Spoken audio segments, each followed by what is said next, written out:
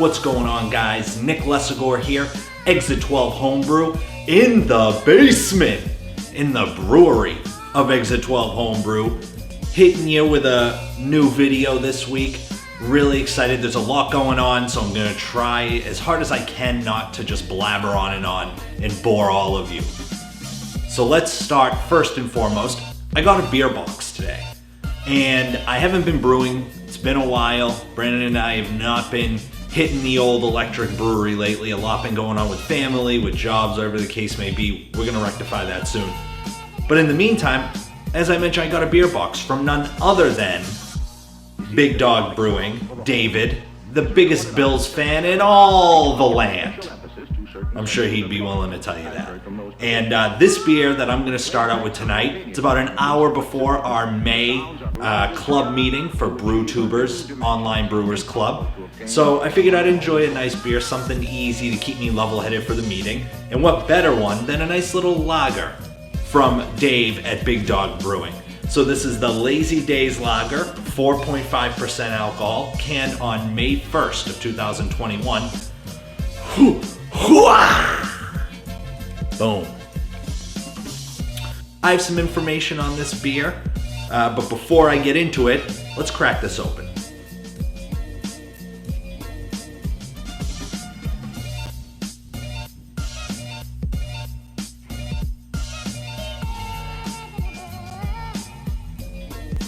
So this is actually the first time Dave has canned a beer. He got the October SL1, I believe.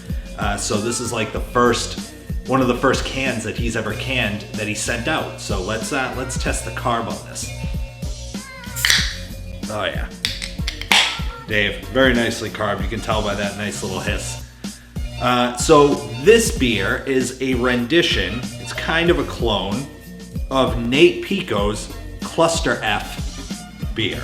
It's a Cluster F Pilsner. So I'm gonna pour everything in. Dave mentioned that he didn't cold crash this beer. He also mentioned that he added Fantasia hops to this beer, which is a little bit different. Nate adds a different hop, and the Fantasia hop is supposed to offer some level of, as I looked it up, cream and caramel, but also some fruit characteristics if utilized correctly. This is only 8 IBUs, I believe. I could be wrong, but low on the IBU range, as well as, this is supposed to just be like a classic Pilsner, I think. So let me put this can down and we'll take a look at this. So this beer is 7 IBUs, and it's pretty much, as I look it up, stereophonic sound for the home is recorded on 2 separate tracks. It's just pretty much 2 Rowan Carapils. So taking a little peek. Here we are. A little bit cloudy, a little on the cloudy end, but there's definitely some clarity for sure. The bubbles are rising up, so just so you know, Dave, this thing is very nicely carved. All right, let's get a nose. Yeah, classic lager. I have my classic lager glass, as you can see, #proper glassware. As I smell this, let's chat. Let's do some quick chatting. I did some brewery upgrades, really excited about them. Minor ones around the brewery, and also there's an update on our Anvil Foundry system. If you listen to the Exit 12 Craft Beer and Homebrew Lifestyle podcast, you know that we've been having issues with the Anvil ever since we transitioned over to 240 volts. Want to speed up our brew day. Really excited about 240. And immediately when we utilized the 240, I set my system to preheat. I came downstairs.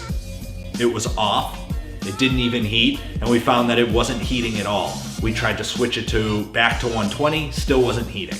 So we didn't know what was going on. We knew it wasn't an electrical issue because a neighbor of mine is an electrician for the state, and he came over and kind of hooked us up. We had already had the wiring already, in which, you'll see shortly. But big thanks to the folks over at Anvil. They replaced the whole unit after some troubleshooting that I can get into later. And the unit is heating up now, and we are ready to brew with it. 240 is going to be awesome. So we have some awesome upgrades to show you, so why don't you check them out? All right, so I figure before I show you the lights, I'm going to set the anvil for a nice boil test to see how long it takes to get up from cold temperature, a little bit colder than room temp, all the way up to boiling. I got about 4 gallons, a little bit more than 4 gallons, so it's reasonably close to what we use in terms of the volume to mash in. Probably a couple gallons more, but whatever. Just a boil test. The actual is 56 degrees, and so we're gonna set this to boil at 100%, and we're gonna start the timer here. We'll put the lid on and let her go. We'll see how long it takes to get up to boil. While the anvil works up to a boil, check it out. It's gonna be tough with this camera, no matter what. But these are some new lights we got for the brewery. They are flush mount dimmable lights. We got a 6-pack. I actually have one more. So I had to get 2 6-packs even though I only needed 1 out of it. But they're 5,000 daylight, 1,300 lumens, 15-watt lights. Super easy to use. Awesome, awesome stuff. Really pumped about it. One of the coolest things about these lights is I have an electrician for a neighbor. Whoa.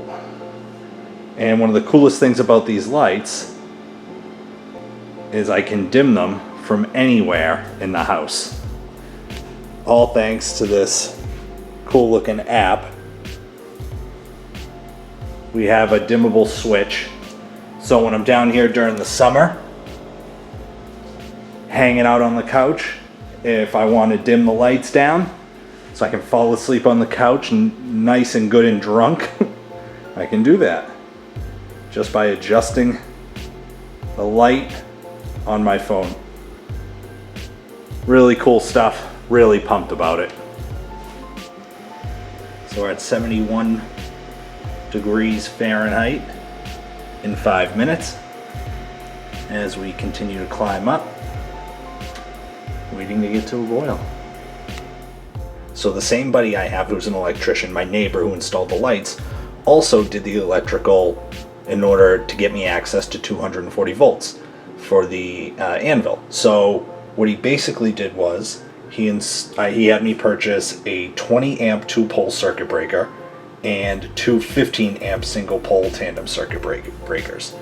And what he basically did was just move everything down with the 20 here. And what he basically did was install what you would normally put, let's take a look, what you would normally put for like a washer and dryer, which is the 2-pole 20 amp circuit breakers, and he moved everything down. So basically this here is no longer accurate, so I'm gonna have to do some testing eventually and rewrite things in, because on the left side everything moved down. And so a lot of people would say, well, that still doesn't get you 240 volts, and that's partly true. The thing is when I had the basement redone, the yellow wire is the wire that is certified to be able to use 240 volts on. I'm sure Brian short-circuited. Mr. Electric Brewery will correct me at some point if I'm incorrect, if he watches this video. But because I had the foresight or the forethought to put in dedicated circuits initially for my brewing systems, because there was no way they were going to run without them, the electrician at the time, who wasn't my neighbor when I had the basement redone, put in this yellow wiring, and so I was already set up to run 240 volts. All I had to do was get 20 amps installed, the 2-pole breaker, and then I was all set. So as we walk over to the foundry, you'll see that I didn't have to change out the plug, I didn't have to change out the outlet. Everything is the same. And I am at 240 volts. Right now we're sitting at 95 degrees and we're at 12 minutes. So I have every expectation that hopefully within a half hour or so we'll be up to boiling, which is pretty quick.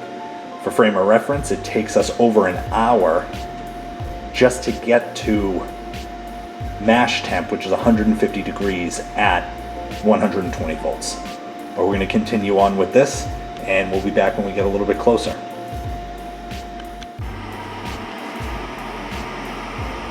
Alright, so as you can see, we're at 150 degrees, which is the average, 150, 151, the average mash in temperature. And we're just coming up on 27 minutes. Really just so impressed so far with how quick this thing's able to come up to temp. The one thing that's important to mention is that we are not recirculating. The pump is already sanitized and ready to go for brew day. So there are different factors, minor factors, that lead into the idea that this isn't possibly a true temperature test, because we will be recirculating when we get up to temp, but once we get past 170, we will not be recirculating, so that'll just be coming up, and that'll be an accurate, relatively more accurate way to test how quickly it goes from 170 to boiling. As you can see, that thing is a vigorous rolling boil at 207 degrees in 47 minutes. And really it was earlier than that because it took me time to shut off my fan so that you can hear me, to take the lid off with fog and everything else. I mean, I am so excited about this boil. Thing is just absolutely beasting, and it is considerably better than the Foundry at 120. Yeah, again, really pumped about the new lighting, as I'm sure you can see now. The new lighting, that recessed lighting is pretty cool, and that boil vigor on the anvil is something to behold. I'm very excited about it. All right. Let's take a sip of this. Dave, thank you. Appreciate it, brother. Cheers.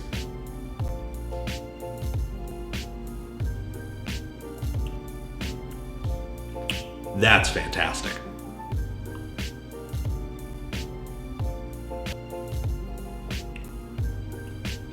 Oh, that's interesting. Creamy. I definitely get that creamy aspect. This is more creamy per se than a normal lager. And it could be the Fantasia hops, I'm not sure, but I get this creamy characteristic on the back end.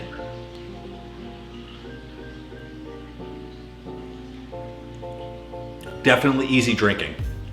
Admittedly so, I'm not a huge fan of lagers. This is fantastic though. This actually has taste to it, it has body, it has some level of bite. 7 IBUs, not a whole lot of bitterness on it, but you get that really nice, there's like an orange rind characteristic in the middle to back end that melds really well with that creamy characteristic. Oh, that's a day drinker. That's a lawnmower beer. I should have saved this. I gotta mow the lawn this weekend. So, another thing I'm really excited about, the club, some members of the club are getting together at Dave's house at Big Dog Brewing. I think it's it's Tuesday, July 6th, I believe. Myself, main homebrew guy Gary, Tap Out Brewing, Dave, there's also could be some other people joining us. Sean, Brookside Brews, that'd be awesome. Dennis, that would be absolutely amazing. I almost just swore. But we're really trying to turn this into a really awesome homebrew meeting, a get together of people that I haven't met before. I've met Gary a couple of times, but nobody else. So I'm flying out to New York. I'm doing it. I'm getting together with Dave. I might even stay at Dave's house. He offered me a room. Who really knows? He's probably gonna grow to regret that. But I may get a hotel, who really knows? It's a 1-day only thing. We're gonna meet at Dave's house in the mid-morning, hit some breweries, come back, smoke some food, drink more beers, get together, just do something that we haven't done in over 2 years because of coronavirus. I'm fully vaccinated. I've been fully vaccinated. My wife is fully vaccinated. I'm good to go. So I'm very excited about this trip in July. It's gonna be very quick. It's a 1.5-hour flight, easy money, 7-hour drive. Wasn't about to do that. So you're invited. Dave invited you. If you're in the club, Dave said the more the merrier. Let's all get together. Let's drink some beers. You know what? Even if Dave didn't invite you, I'll invite you. You're invited. All he is. So we're trying to get some people in the club together. If you're interested in joining the club, don't hesitate to reach out. We're always looking for new members. And this beer is just absolutely fantastic, Dave. I gotta give it to you. A lot of things to be excited about. Brandon and I are going to be brewing soon for the yeast experiment. Big thanks to Imperial Yeast for coming on as a sponsor. Huge thanks to 5 Star Chemicals, Beer and Wine Hobby, the best homebrew store in the country. There's no doubt about it. Also, huge thanks to Hopsteiner for providing us with a bounty of hops. Huge thanks to YCH Hops for providing us with hops as well. Awesome sponsors that came on for these experiments. Registration's still open for the Debelle and the Saison, or as Gary would say, the Saison. So feel free to go on brewtubers.com, sign up, take a look, ask questions, jump on the Discord, talk to us. It's an awesome time. We're getting together in July, early July for a day. I'm so jazzed about that. Pumped to start brewing next week, hopefully. And just getting ready for that club meeting tonight. So thanks for watching. Salut, l'chaim, cheers.